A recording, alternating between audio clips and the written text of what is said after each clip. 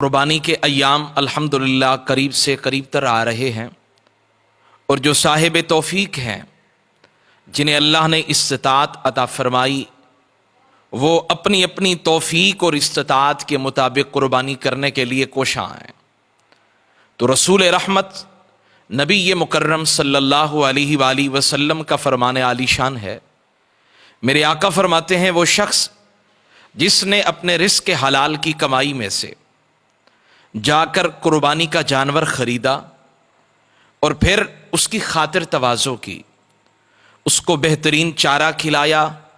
اس کی خدمت کی، اور جب ایام قربانی آئے تو اسی قربانی کے جانور کو اللہ کی رضا کو حاصل کرنے کی نیت سے اللہ کی راہ میں قربان کیا، تو یہ الفاظ جو میرے حضور کے ہیں یہ کتنے حسین ہیں۔ میرے آقا صلی اللہ علیہ وآلہ وسلم فرماتے ہیں قربانی کے جانور کے بدن پہ جتنے بال ہیں،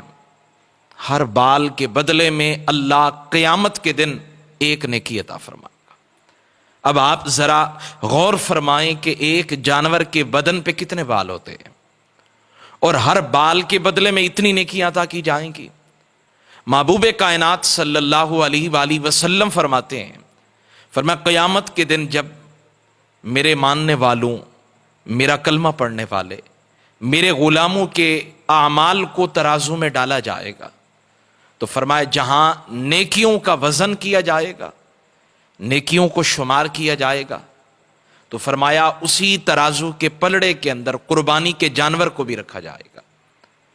یعنی اس کو بھی نیکیوں کے ساتھ شمار کیا جائے گا۔ قیامت کے دن قربانی کا جانور اپنے کھروں کے ساتھ، اپنے سینگوں کے ساتھ اور اپنے بالوں کے ساتھ آئے گا، تو یہ اجر اور یہ ثواب ہے جو ہمیں کام آئے گا۔ محبوب کائنات صلی اللہ علیہ وآلہ وسلم فرماتے ہیں، فرمایا وہ شخص جس نے خوش دلی کے ساتھ طالب ثواب بن کر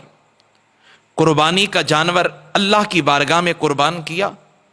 تو فرمایا یہی قربانی کا جانور قیامت کے دن